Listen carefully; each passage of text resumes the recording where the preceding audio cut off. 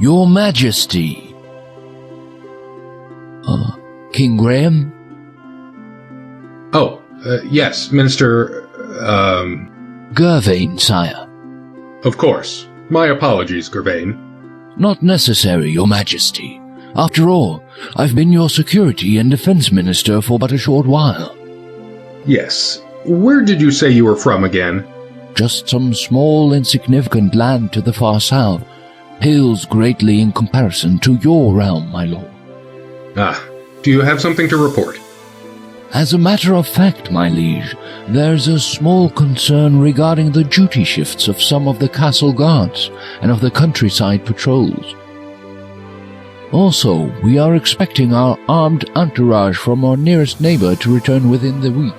And there is the matter of an alliance with... My liege? My apologies again, Minister Gervain. Please, continue. Yes. As I was saying, there is the matter of an alliance with Hesperia. They've become a strong nation now, and it may be prudent to show our willingness to support them, lest they decide we are more of a hindrance than a help. Does the king there have any daughters who've come of age? I do not believe so, sire. As for the security arrangements for the royal ball held last week, I do believe the evening went by very smoothly. I dare say just about every princess in this region attended, and not one lost slipper, to coin a phrase. Ugh, please, do not remind me. Indeed, they were none too fetching. Would you like me to go over your plans for today, my lord? Very well. Oh, forgive me once again. I am afraid that my mind wanders much these days. I wonder if my predecessor experienced times like these. No doubt. Though I did not know King Edward the Benevolent personally, I understand he was a happy and astute man during his married life, before his wife passed away, that is. If I may be so bold, perhaps my lord is feeling that certain rooms in his castle are somewhat sparsely filled. The throne room, for example, and other rooms that serve but a single soul, like your dining room and your bed chambers.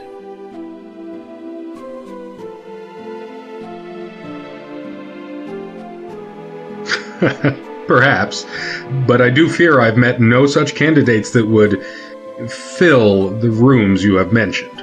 You should not lose heart, Your Majesty. If you pause to reflect for but a moment, you may see clearly what is hidden to others.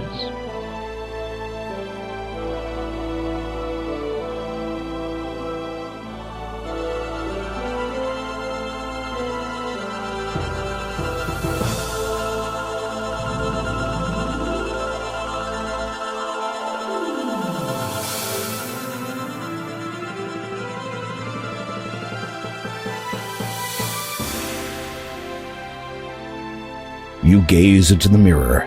The minister's words seem to echo in your head, if you pause to reflect for but a moment. Not that you've been doing much else lately. For many weeks now, you've been reflecting over the direction your life has taken. While Daventry has prospered under your wise leadership, so far your existence has been a dreadfully lonely one. Wait, the mirror is changing. As you watch, you begin to see a series of images, though you struggle to fathom their meaning. You recognize the landscape. It is Kalima, a land not far from Daventry.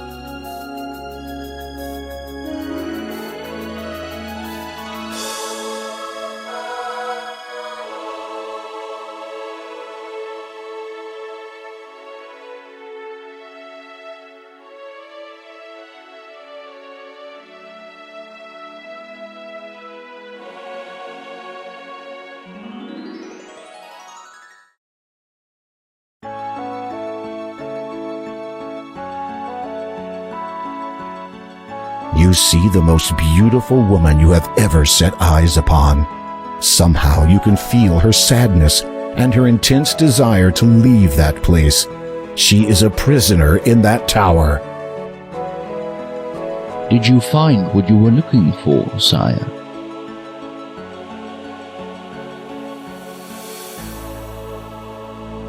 I require my ship ready for transport, Gervain. I shall be going on a trip presently. Indeed. Where shall I tell the captain you'll be heading? To Kalima. I have to find someone. I see. Well, if you must go, it is my duty to ensure that you leave prepared. Arm yourself, sire. I hear Kalima is not the safe haven it once was. Of course. I shall take the sword of the first king, as is my right. A wise precaution, sire. And, if I may be so brash to ask, who might you be seeking? If all goes well, my bride.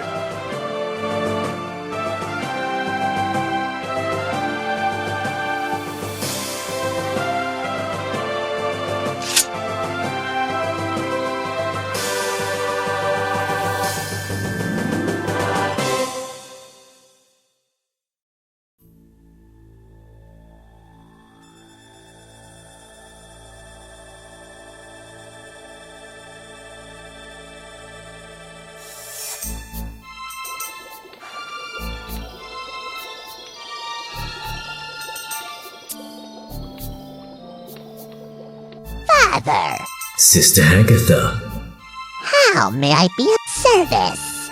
an opportunity has arisen, sister. I trust you still have your captive held securely away.